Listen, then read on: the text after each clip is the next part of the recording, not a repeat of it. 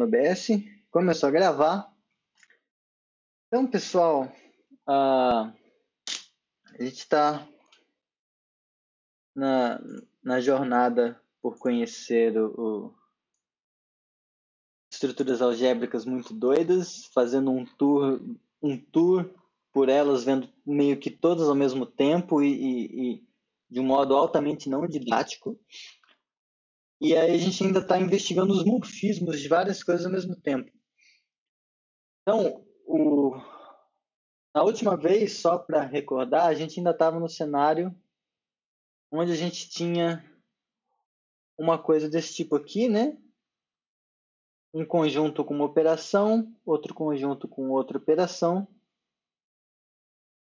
E aí um morfismo entre essas duas coisas.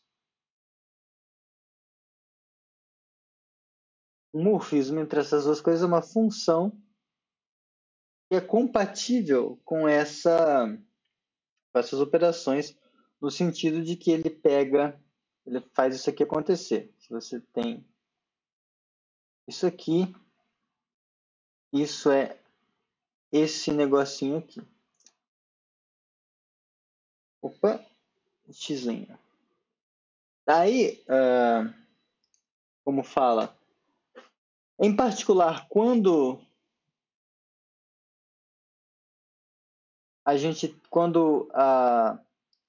essa operaçãozinha estrela, vou dar nome certo, né? Porque esse aqui é de fato uma estrela, então eu não posso chamar esse aqui de estrela também, porque senão é desonesto. Esse é o asterisco. Quando o asterisco e estrela tem elementos neutros,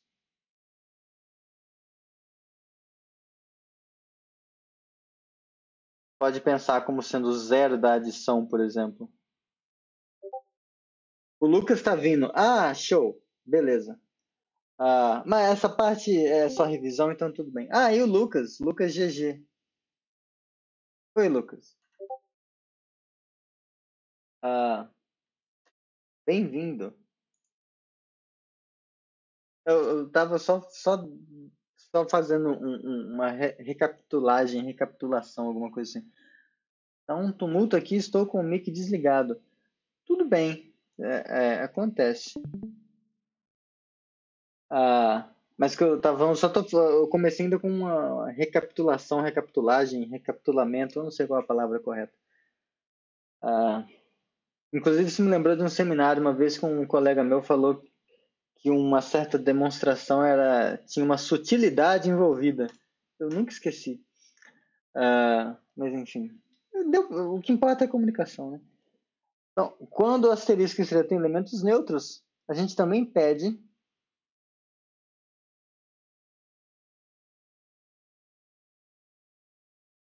Guilherme escreveu alguma coisa e desistiu, talvez. Também pedimos que a função preserve os elementos neutros.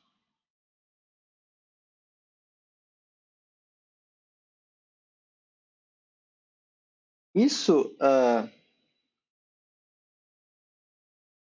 em certo sentido, né? Só escrever aqui o que significa isso, né? Se o elemento neutro do x eu denoto assim, como 1 do x, significa que a f do 1 do x tem que dar 1 do y, onde o 1 do y é o elemento neutro daqui. Isso, em certo sentido, já dá uma dica para a gente de que, como a gente vai querer que sejam morfismos de estruturas que tem mais de uma operação envolvida, tá? Porque é aquilo que eu tinha falado em algum seminário passado, você fixar um elemento que faz alguma coisa de certa forma, você ter uma operação. É uma operação que a gente chama de zero área.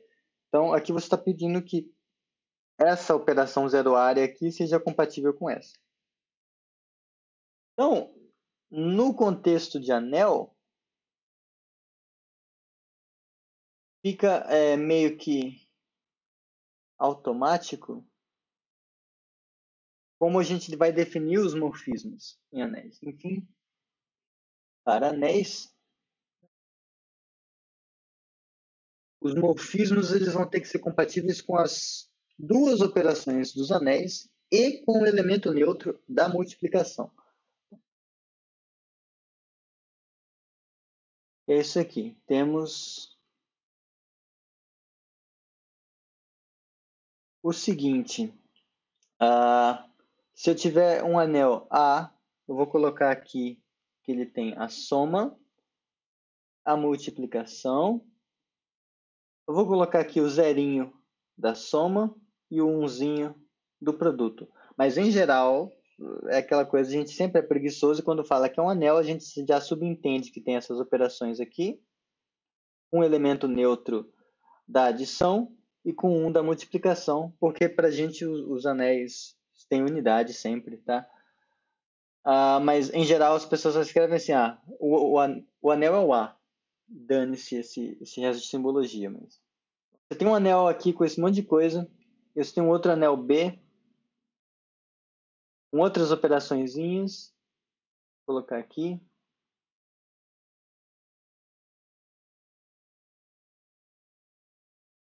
Aí, um morfismo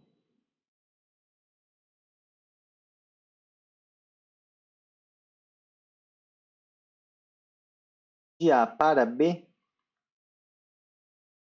é uma função f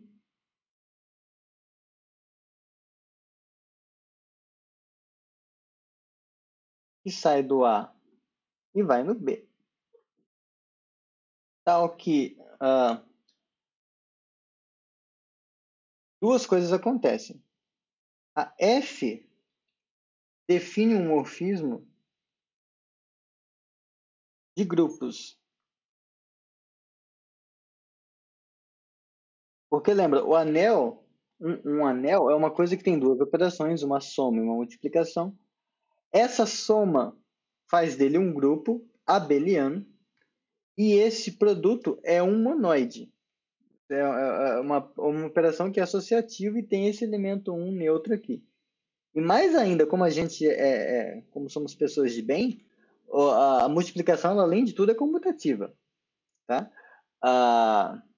Mas isso não interfere na definição. A definição a gente não precisa nem saber disso. Mas então, e fora que a soma e o produto, elas são compatíveis entre si. Vale o chuveirinho, né? Vale a distributiva da soma com o produto, do produto com a soma. Mas então, em particular, quando a gente olha esse cara, então quando a gente olha isso aqui, com isso aqui e com isso aqui, isso dá um grupo.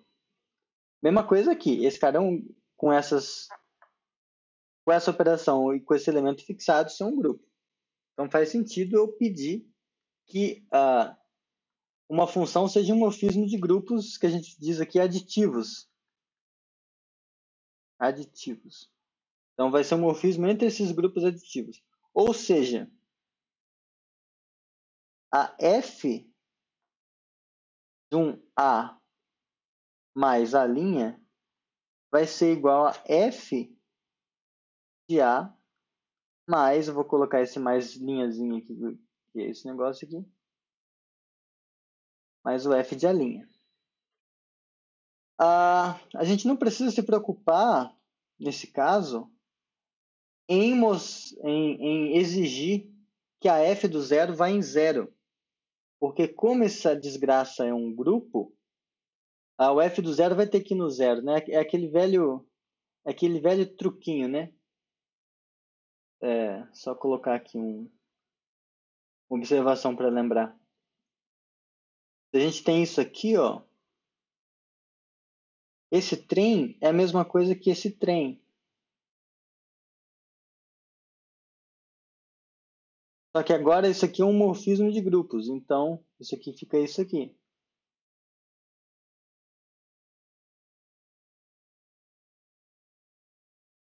Só que num grupo, e aí por isso que esse tipo de coisa vale em grupos, a gente tem os inversos da operação. Então a gente pode, digamos assim, somar dos dois lados, né, e manter a igualdade. E a gente soma dos dois lados o inverso desse treco. Então fica esse aqui, aí eu somo com inverso desse trem. Então, eu somei desse lado, mas eu tenho que somar desse lado também para manter a igualdade. Aliás, para os jovens, fazer uma observação que talvez seja pertinente. Eu vou fazer a observação depois, mas a gente somou então dos dois lados aqui, essa coisa, mas a operação é associativa. A operação sendo associativa, aliás, eu esqueci uma linha aqui, né? Uma linha aqui e uma linha aqui. Cadê? Esse cara cancela com esse cara cancela com esse. Aqui vai ficar o elemento neutro do B, então seria o zero do B, eu não lembro como eu anotei lá. E aqui fica só a F do zero, que era no A.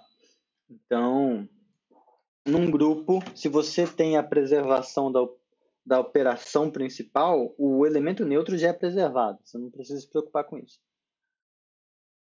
Então, a primeira informação, que é um morfismo de grupos aditivos. A segunda é que a F é morfismo de monoides.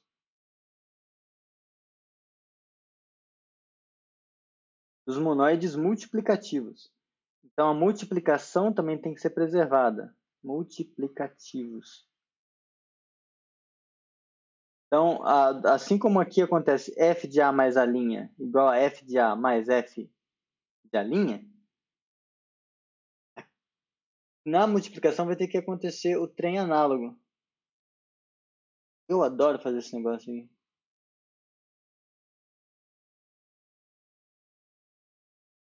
Fico me achando muito quando eu faço isso.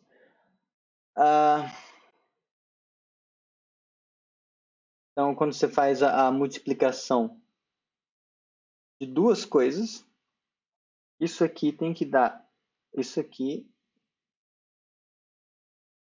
Isso aqui é compatível com multiplicação também.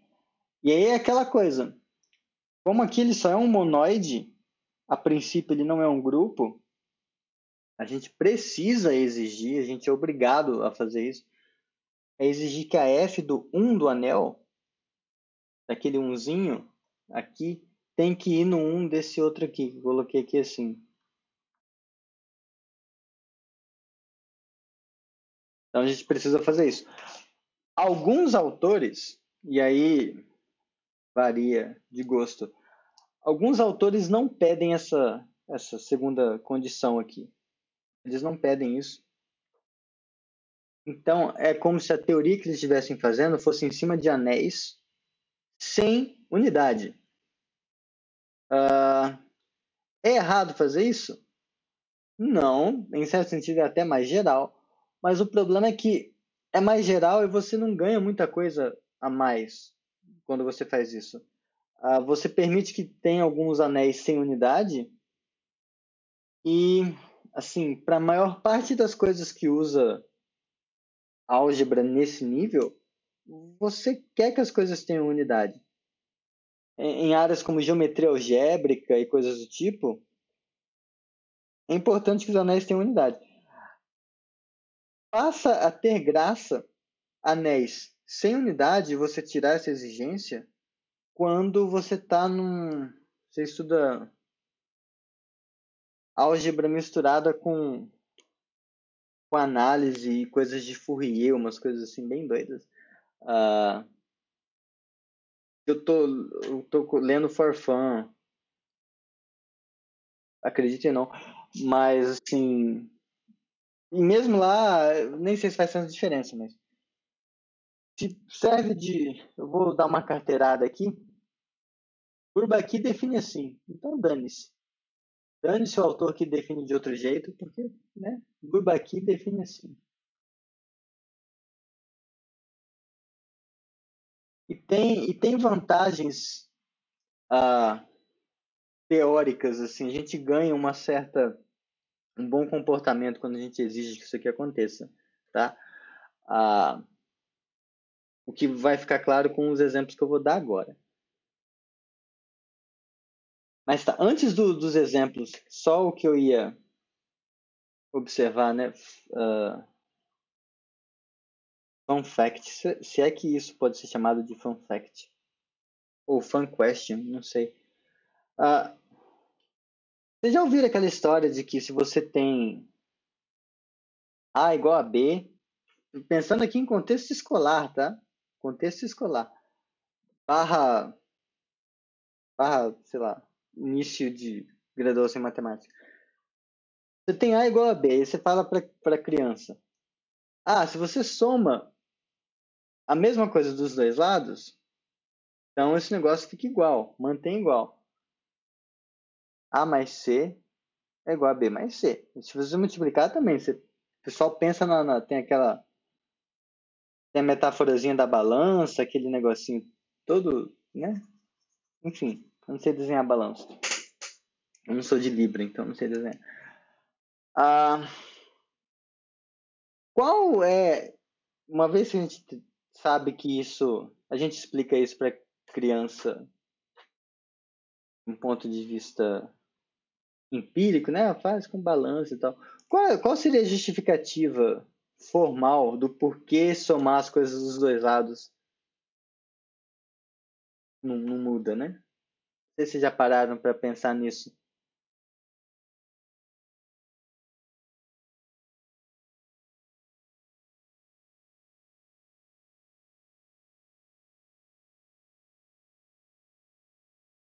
Não sei se vocês estão pararam para pensar nisso agora também.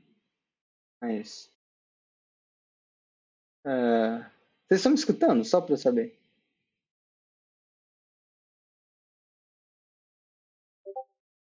Eu estou. Beleza, tá. Sim. E estou pensando sobre. Ok, tá. Bom, sim, é uma coisa que assim, eu nunca tinha parado para pensar nessas coisas até esse ano. Porque assim, é uma coisa tão óbvia pra gente, né? Que a gente não se pergunta qual é o fato formal que está por trás disso. O Guilherme está digitando. Quando a gente formaliza essas operações, né? Parece tão trivial, eu nunca parei para pensar. Pois é. Ah, eu coloquei nas minhas notas de aula de álgebra 2, só que eu acho que meus alunos, né, poucos alunos estão lendo as notas de aula, mas que é uma pena. Quando a gente coloca aqui, esse negócio aqui, o que é a soma? A soma é a desgraça de uma operação lá em Z, né? Z, cartesiano Z, em Z, da total, e tem um montão de coisas que a gente fala que essa soma tem que satisfazer, mas em particular a gente fala que isso aqui é uma função.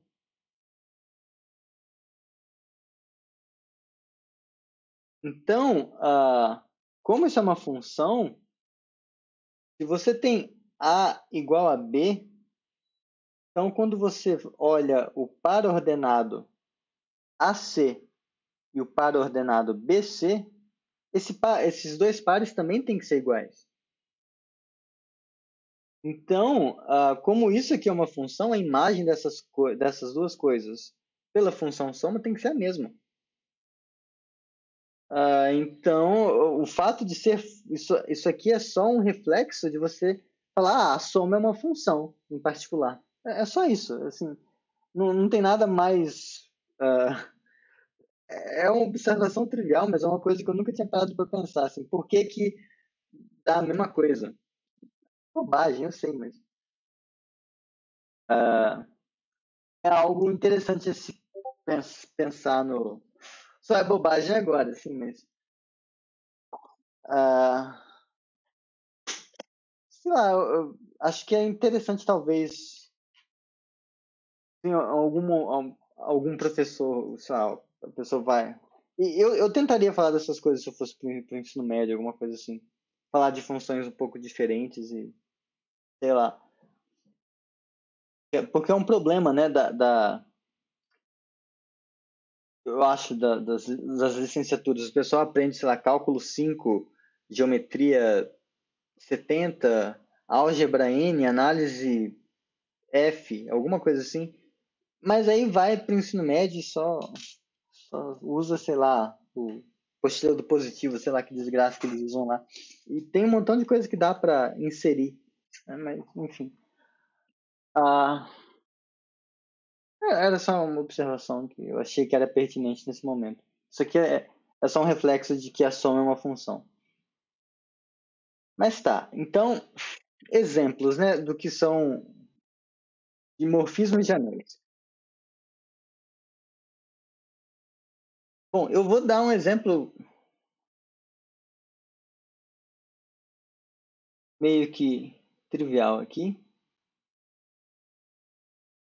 Eu vou pegar todos os casos que eu vou fazer, eu vou tentar fazer do Z. Então, vou pegar o anel dos inteiros e vou tentar fazer um morfismo dos inteiros nos inteiros. Bom, vejamos. Para ser um morfismo de anéis, eu preciso levar o elemento neutro da multiplicação, o 1 do domínio, no 1 do contradomínio. Então, aqui... Opa! Chegou? Priscila. Eu vou só te mutar um pouco porque tá dando eco. Tudo bem? Ela já desligou o microfone. Ok. Tá. Nada pessoal, viu, Priscila? Desculpa. Eu entrei com pressa, desculpa. Não, relaxa.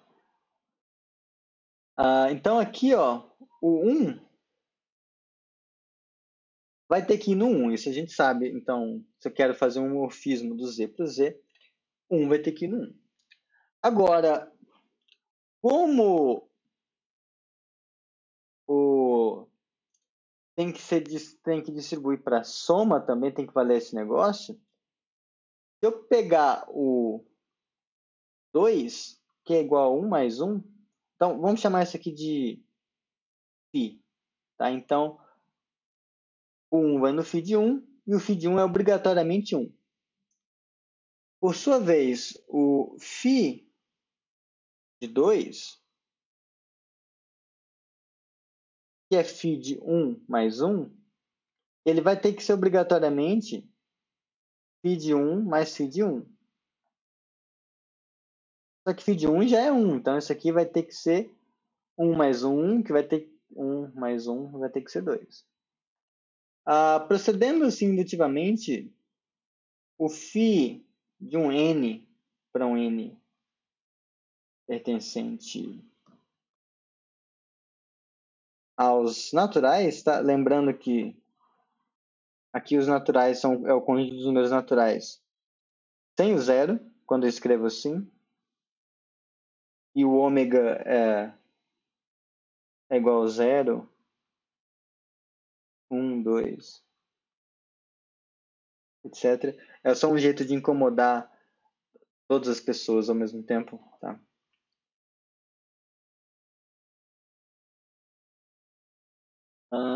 Então, esse aqui são os naturais maiores que zero. São os naturais todos. Isso aqui seria φ de n, vai ser, procedendo indutivamente, vai ser 1 mais 1 mais 1 mais 1. N vezes. Vai ser o próprio n. Por outro lado, como vai ser um morfismo dos grupos aditivos, o φ do zero vai ter que ir no zero também. Então, o φ do zero vai ter que ir no zero. E se você parar para pensar que o φ do zero é igual ao φ do 1 mais menos 1, isso aqui vai ter que ser igual ao φ de 1 mais φ de menos 1, Só que o φ de 1 já é 1, φ de 0 é 0. Então, isso aqui vai dar para a gente que 0 é igual a 1 mais a φ do menos 1.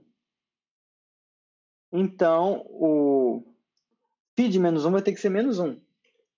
E aí, enfim, no final das contas, essa φ simplesmente ela pega um número inteiro e manda no próprio número inteiro. Então, se a gente vai tentar cozinhar um morfismo de anéis, ele vai ter que ter essa cara, vai ter que ser função identidade. Não tem outra opção. É só essa opção aqui. Bom, isso não mostra que a função identidade... não, a função identidade é sempre um morfismo de anéis. Tá, nesse caso, tudo bem. Então, beleza, você encontrou um morfismo de anéis e sucesso. E a gente viu que só tem esse, nesse caso, né? Porque qualquer outro vai ter que satisfazer essas coisas todas, vai ter que ser igual vai ter que satisfazer isso. E só tem uma função que faz isso, que é a função identidade. Agora, vamos pegar um outro anel mais doido. Vamos pegar ainda saindo os inteiros aqui e indo, sei lá, é contra a minha política usar matrizes, mas acho que como exemplo não, eu sou contra matrizes, eu não vou usar matrizes. Eu vou usar isso aqui.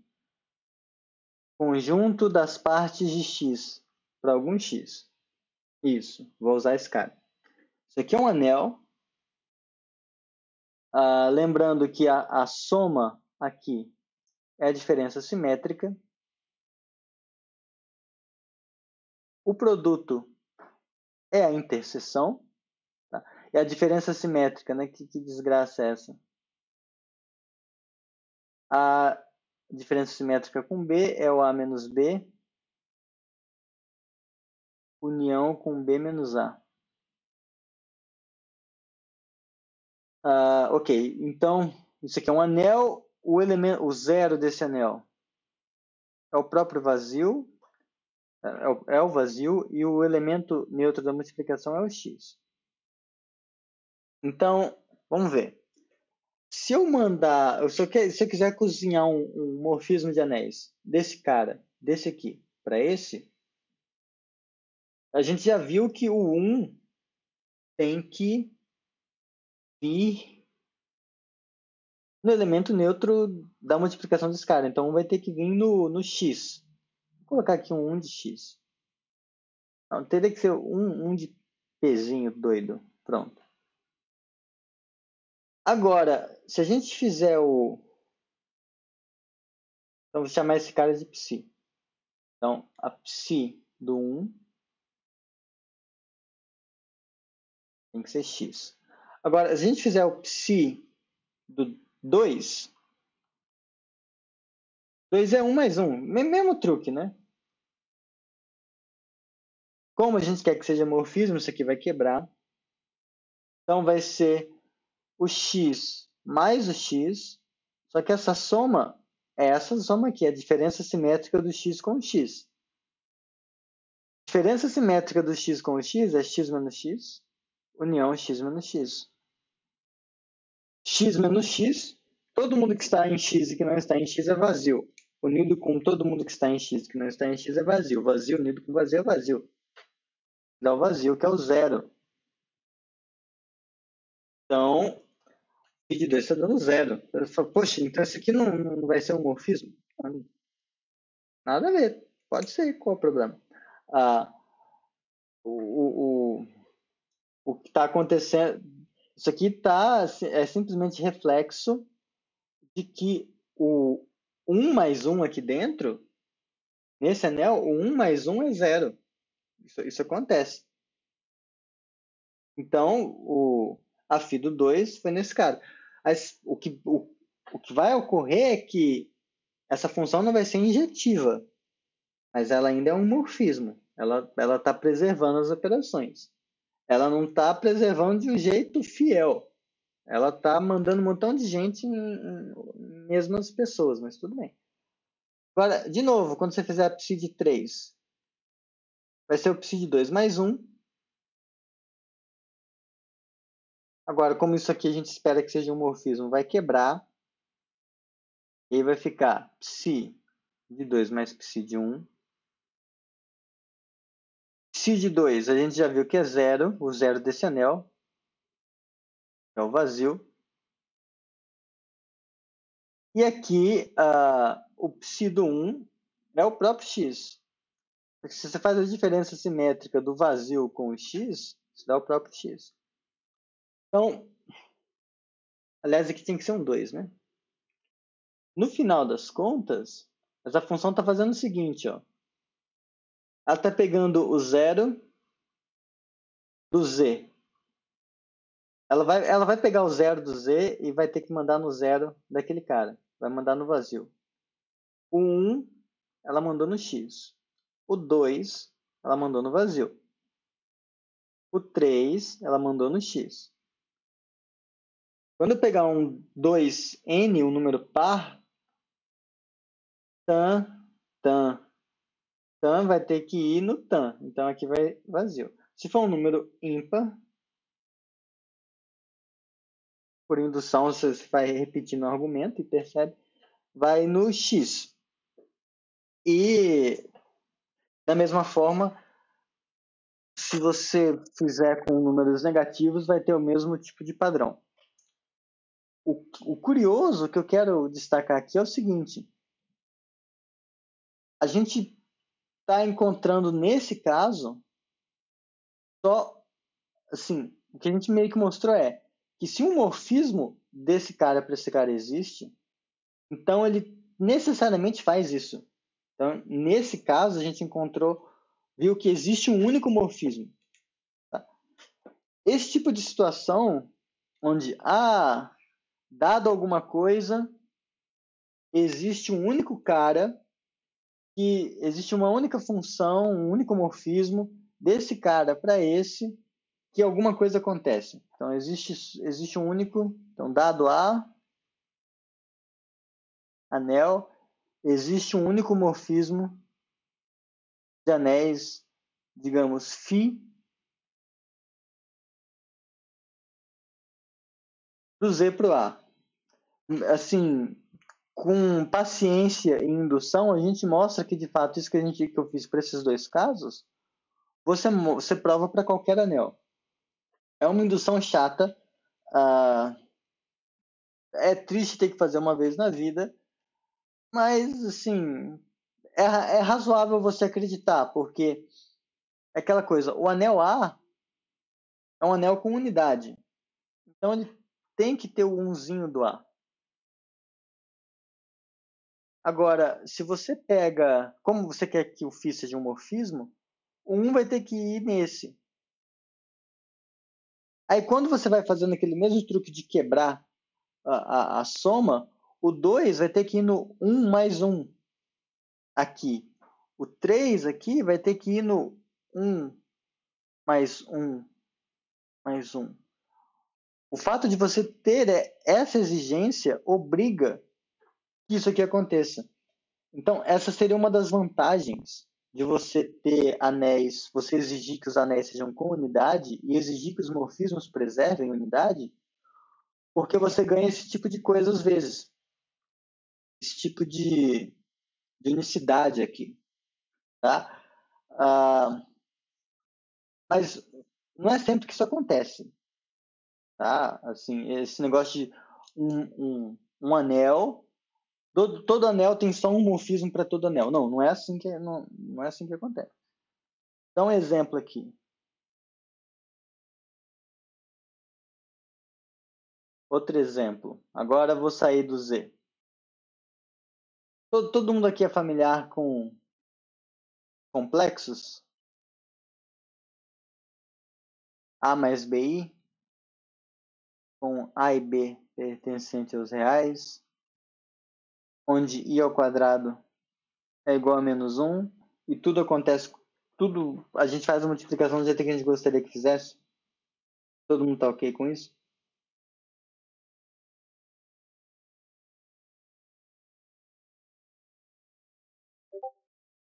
Sim, beleza, tá.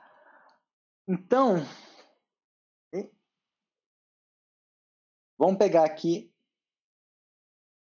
complexos, indo para os complexos. É claro que se você tiver um anel, em geral, você pega dado um anel qualquer.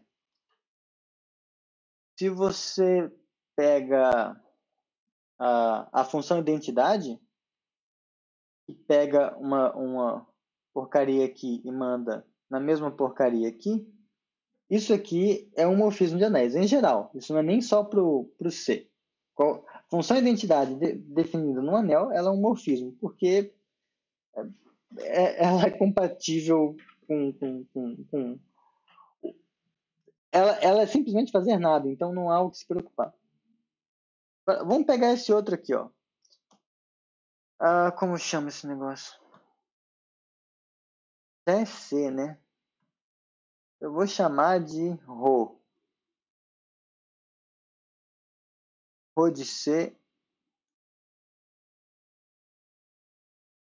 em C, que manda um número complexo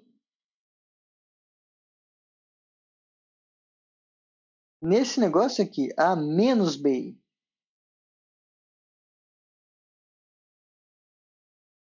Tá? Isso aqui é a galera chama de conjugado, né? É o conjugado do A mais BI.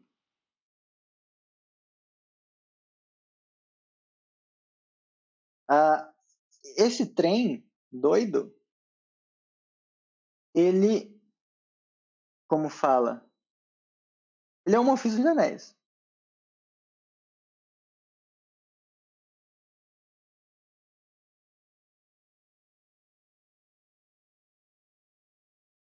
Porque se você pega e faz, vamos chamar aqui, Rho de A mais BI, eu vou fazer o fácil, né?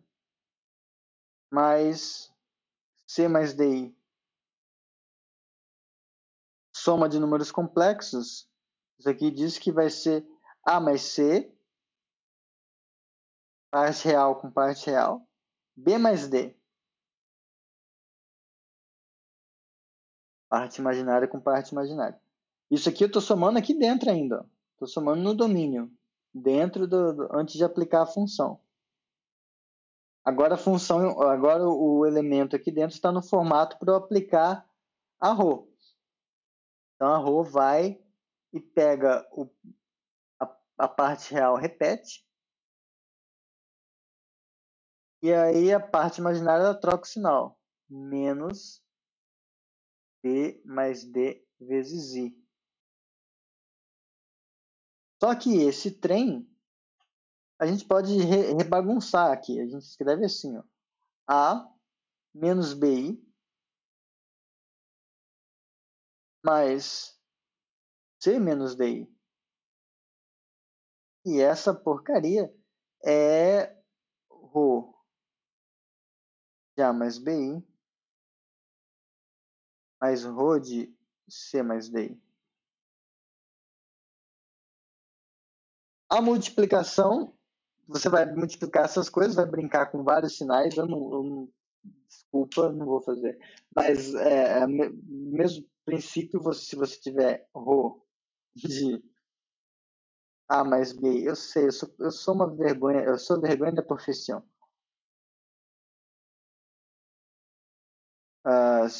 Isso aqui vai ser isso. Mas é literalmente você expandir essas coisas e olhar e falar, é igual mesmo. É literalmente isso.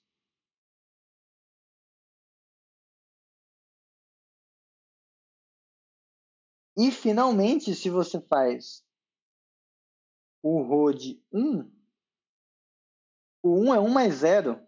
Então o Rho disso é 1 menos 0 i, que é o próprio 1, que é o elemento neutro complexo. Então isso é um morfismo de anéis. Na verdade, cara, aqui é ISO. Tá? Observação. Esse Rho é isomorfismo de anéis.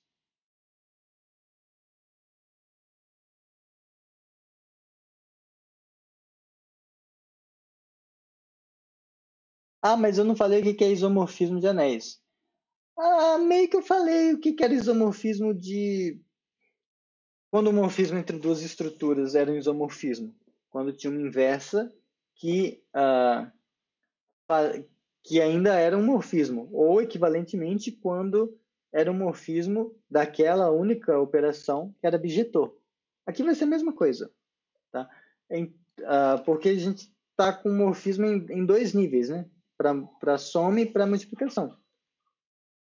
Como a inversa é única, a inversa que atestaria que ele é um morfismo de grupos tem que ser a inversa que atesta que ele é um isomorfismo de monoides multiplicativos. Então, essencialmente, isso aqui, nesse contexto, você pode pensar que é a mesma coisa que você dizer que é morfismo bijetor. Não tem problema.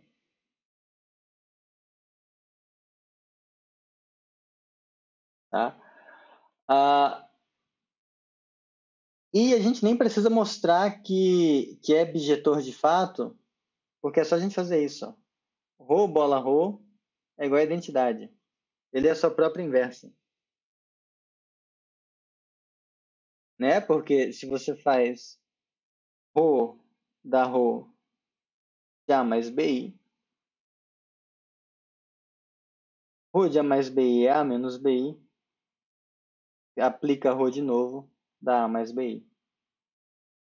Então, a composta de um lado com o outro deu identidade, mas se você troca, o que você tem é a mesma coisa. Então, ela é inversa, ela é sua própria inversa.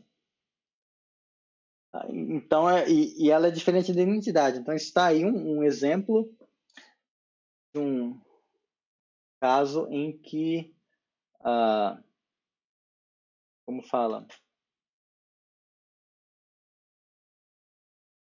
Esqueci de falar. Um exemplo de um caso onde você tem um anel com morfismos diferentes, tá? Você não tem só um morfismo desse aqui para esse aqui. Tá?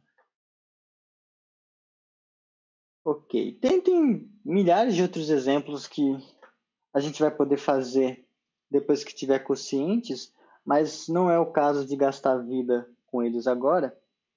6h50. Deixa eu beber água.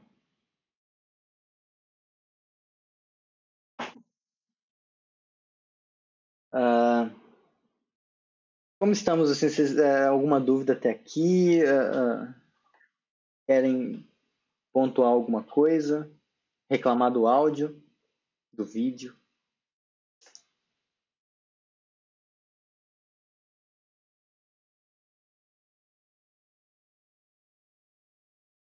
Do Bolsonaro?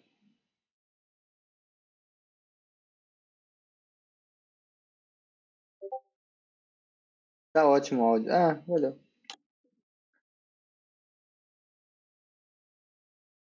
Créditos é essa coisa aqui, ó. É que eu acho que você chegou depois, né? O créditos é esse novo brinquedinho da NVIDIA, aplicativo deles. Eu estou usando a redução de ruído deles. Enfim. Ah,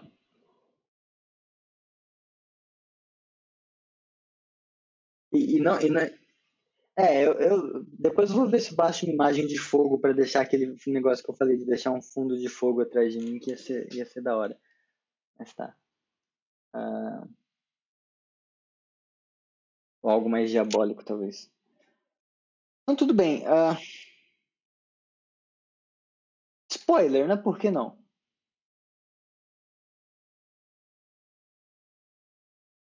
Quando a gente olha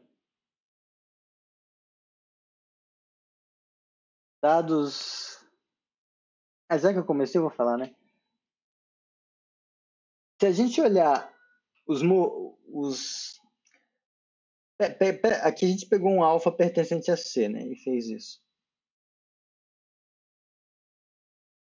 Se a gente restringir um Rzinho real aqui, esse Rzinho real, ele vai no próprio Rzinho real. Aqui isso é óbvio, porque é a função identidade. Mas aqui isso é não trivial. Porque esse cara não é identidade. Então não tem porquê um número real aqui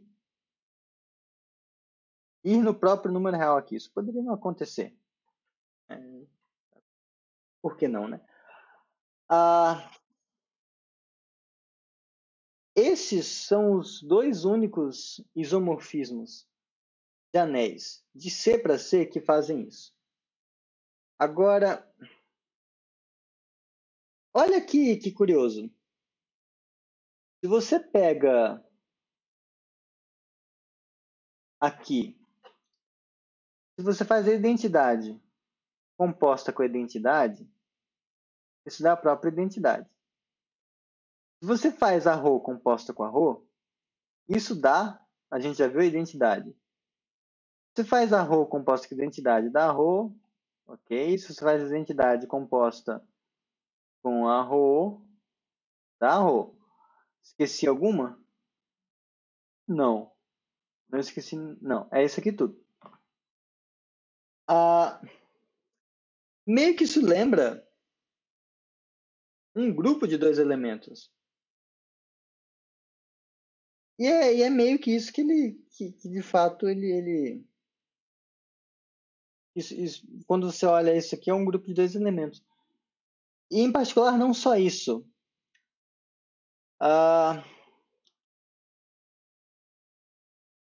Esse tipo de cenário aqui, você está pegando um número e mandando um conjugado. E, não, é spoiler demais. Eu não vou falar de Galois para vocês, mas isso aqui é assim é a ponta do iceberg de uma coisa que chama teoria de Galois. É a ponta do iceberg. E essencialmente é um negócio que um francês inventou ou descobriu, depende da perspectiva de vocês, filosoficamente. Ele pega não vai fazer nenhum sentido, não se preocupem. Ele pega um polinômio, digamos, 7x a sétima mais 5x a quarta mais 3x ao quadrado mais 5x menos 2. Tá? Ele pega esse polinômio aqui e aí aquela coisa. Os matemáticos da época dele, qual que era o fetiche da época, né? O fetiche da época era tentar pegar... Você pega um matemático e uma equação e deixa os dois no mesmo quarto. Um vai tentar resolver o outro. Era isso que se fazia na época do Galois. Era um negócio, vamos tentar resolver. O que significava resolver, né? Dar um jeito de encontrar uma fórmula para determinar as raízes. Esse era o fetiche, tipo, Bhaskara, depois que vamos fazer os de grau 3. Tinha competição lá do tal do Cardano e um outro cara lá para encontrar fórmula para a equação para polinômio de grau 3. Inclusive, foi isso que meio que motivou a percepção dos números complexos e tal. Aí, com o grau 4, conseguiram também. E aí, o fetiche da época era o grau 5. E aí, bom, o que esse Galois fez, antes de morrer com 21, 22 anos, 23 anos, assim, num duelo, reza a lenda, né?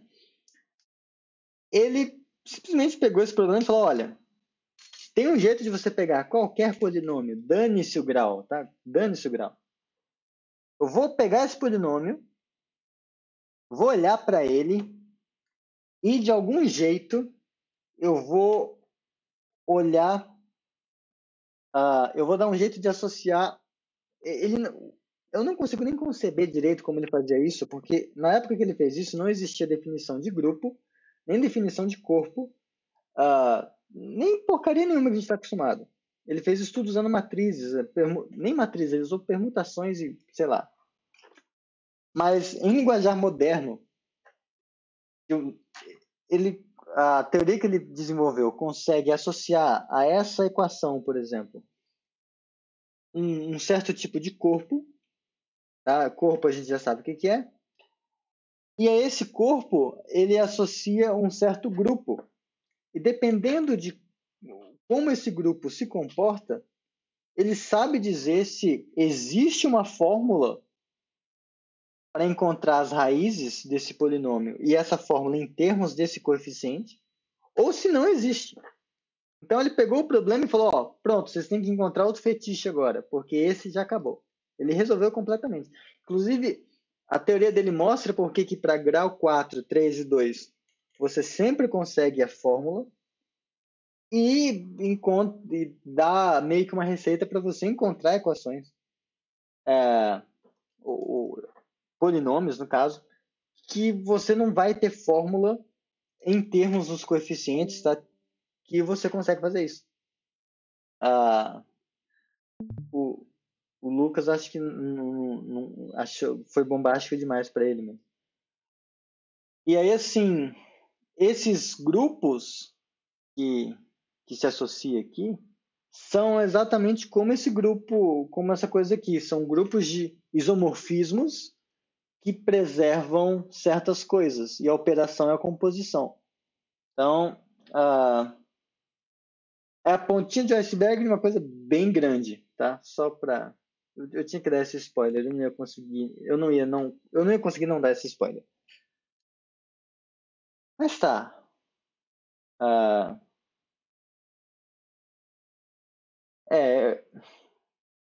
Galó foi foda. Tudo isso ele fez na adolescência. Gosto demais. Inclusive ele morreu na adolescência, né, praticamente. Então não sei se foi muita vantagem.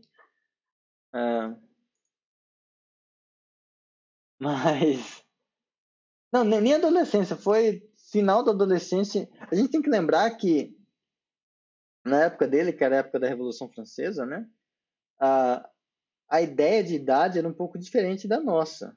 Então, assim, hoje a gente tem adolescentes com 25 anos, moralmente falando, mas na época já era um adulto, já lutava em duelo. Caramba, eu não luto em duelo ainda, então eu sou uma criança perto dele, nesse sentido. Mas enfim, ele foi louco. Principalmente se você parar para pensar que o ferramental que a gente usa para entender isso, ele não tinha. Então, vai se ferrar, galera. Tem um cara que chama Cauchy, que ele era editor do jornal, da revista que o Galois submeteu o negócio lá. E esse Cauchy ele meio que perdeu o artigo, ele tentou salvar o mundo desse negócio, mas aí não deu certo, acabaram descobrindo e tal. O Cauchy tentou salvar a gente disso, mas não rolou. Que bom que ele não conseguiu, porque é bonitinho. Mas enfim, eu dei essa enrolada porque eu não queria começar o tópico novo hoje, tá? Que o tópico novo vai ser subestruturas.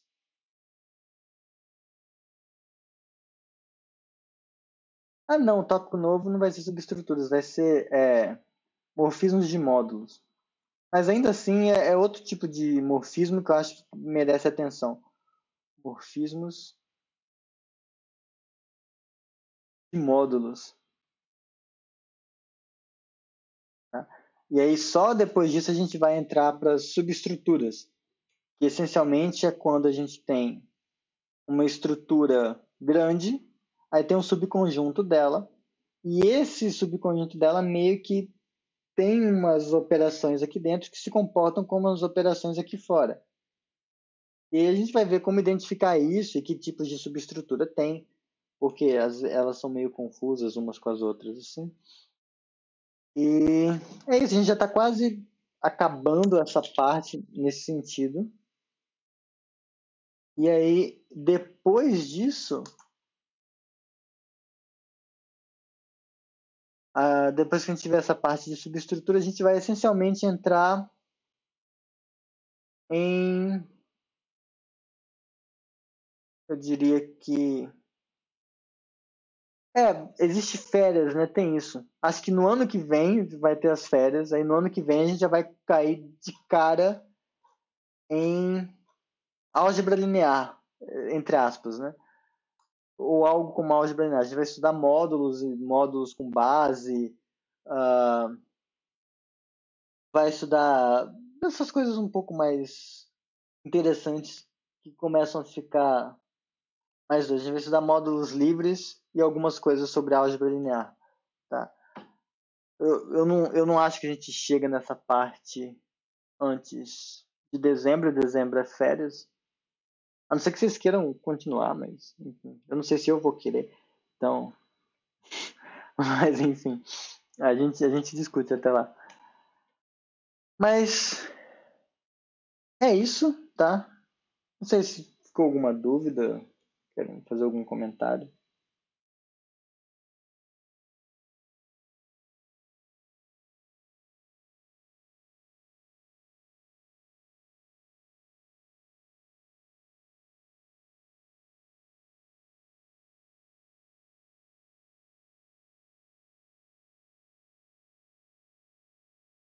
É, o Guilherme está digitando, tá tranquilo. Ah, acho que Fabiola e Priscila também estão de boa. Então, provavelmente o internet do Lucas is dead. Então, ok, eu vou encerrar a gravação no OBS.